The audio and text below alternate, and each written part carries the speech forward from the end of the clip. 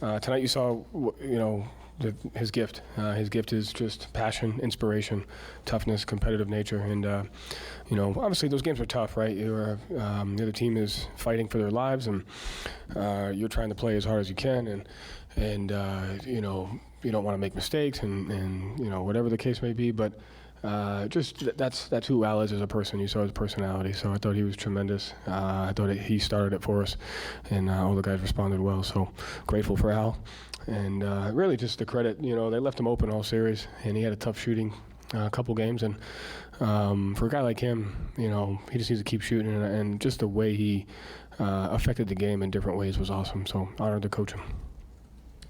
Joe, you speak just to the offensive execution in that fourth quarter there. It seemed like with 10 assists on 11 made field goals, it seemed like the patience was really there for you guys just to find the right shot. Yeah, I think got the ball up the floor quickly, got into our spacing very quickly, and we talk about guys leading in different ways. Jalen and Jason's ability to just read defenses and make the right play, for themselves and for each other really showed. And so they tested our spacing discipline. They tested our trust in each other. And, all the guys made plays down the stretch where we got 2-on-1s, and we just made the right play over and over again. So it's a credit to the guys' discipline and execution and trust in each other. Obviously, the shot making was the biggest part of it, but big night for Al defensively as well. How do you kind of see him bounce back from some of the struggles over the last two games? And do you feel like the reduced minutes maybe last game kind of helped him out a little bit? I don't think he struggled defensively in the series. What goes into winning each game is different. What goes into winning each series is different. So once Mitchell went out, we made some adjustments defensively about how we were going to guard it, and it was up to really all the guys to take on the individual challenge. We went to more switching.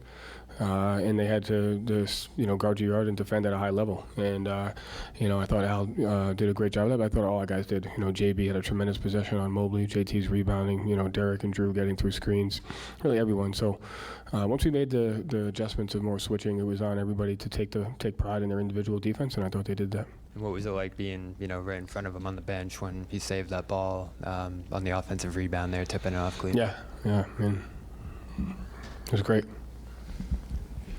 Joe, what do you think it does for the group and for you? You mentioned Al's demeanor is generally pretty consistent and calm. When he's fired up like that, when he's making plays all over the court, how does it elevate everybody around him? Yeah, it goes back. Everyone leads in different ways, and Al's not as vocal as he is inspirational. And so when he plays the way he does, it's contagious. And everybody has different ways in which they lead. And you saw Al, the gifts that, God gave him and his ability to impact people around him. And he did it at a high level today. And sometimes tonight was loud, but he does it all the time instrumentally.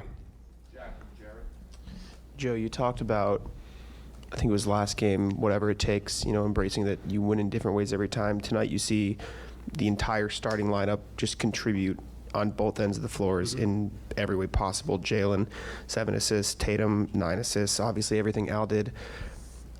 What is it like for this team to have that mentality of whatever it takes and sort of fight the human nature that you referenced before last game too, of, playing a certain way based on what's in front of you? At the end of the day, if you want to win, you got to do whatever it takes. And you got to be open-minded and have the humility to understand it's going to look different every night. Jalen only took 9 shots tonight, but he was, I thought, tremendous defensively. Like, he was locked in his communication. I could hear him. He had some crashes on offensive rebounds, and when he did get the ball, he made the right play. And I thought Tatum's ability to handle and then went to screening, which opened up things for D. White and Drew. Al being open. I thought Peyton, Sam, and Luke stepping up, the bench throughout the year. So at the end of the day, if you say you want to win, everybody wants to win until it's really time to win, because then you got to nut up and do a bunch of shit that you don't want to do. So the guys, credit to them, they consistently do that, and we just have to keep that up. Every game's going to be different. Every series is going to be different, regardless of who we play. Is going to be different sub-patterns, different matchups, different lineups. You just got to do it, and the guys did it, so credit to them. They pretty much tried to get that Garland switch onto Horford throughout the entire night, and he got, I think, almost every single stop in the paint. What were you thinking every single time you saw them trying to get that clear out, and what was just your feeling every time you saw Al get that stop? That's when the math really started to shift. So it was it was one-on-one. Once he got inside of three, you know, to me, once Mitchell went out, the whole thing was how you're going to take away their speed, how you're going to take away their three-point attempts. They made a conscious effort to get more threes, and so once we went to switching and they're going to isolate, I thought that was the best thing for our defense because it took away the Struces, the Merrills, the Morrises, and it just made us play one-on-one. And you know, there's obviously you know, things that you have to focus on, rebounding, stuff like that. But it made us answer the bell. You know, you gotta guard your yard. This is what it takes to win this game. It's what it takes to win this series. Guard your yard, individual defense, man up and do it. And the guys did it. And it's a credit to them. Joe, just a thought on, you know, you talk about each series is different, about getting that win in the closeout game, what you liked about your team and your mentality this series, and moving on to the Eastern Conference Finals. Yeah, I mean, closeout games are tough. It's a level of stress, anxiety, desperation. It takes what it takes. You know, you got to play, you know, 48, hopefully maybe more at times. And at the end of the day, you just got to keep going, and you can't have any expectation. You can't expect to be up by a certain amount. Can't expect to be down by a certain. It just doesn't matter. Like, you just got to play. And so I thought the guys focus on the task at hand. They were very present. This is how the game is going right now. This is what we're doing well. This is what we're not doing well.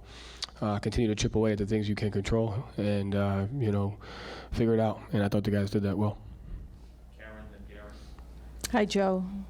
Hi. That was kind of my question, but I'll ask it another way. How important is it to get the type of rest that you've been able to get after the first series and now this series in an extended playoff run? Yeah, I mean, it's important to take advantage of the opportunities that you have. So it's a gift that we got the rest now because we took advantage of the opportunity that we had. So now we can be grateful for that rest.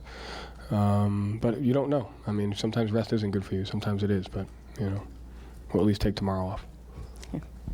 Joe, Al's 2 years older than you. That's obviously unusual in professional sports. How has you guys being peers played into your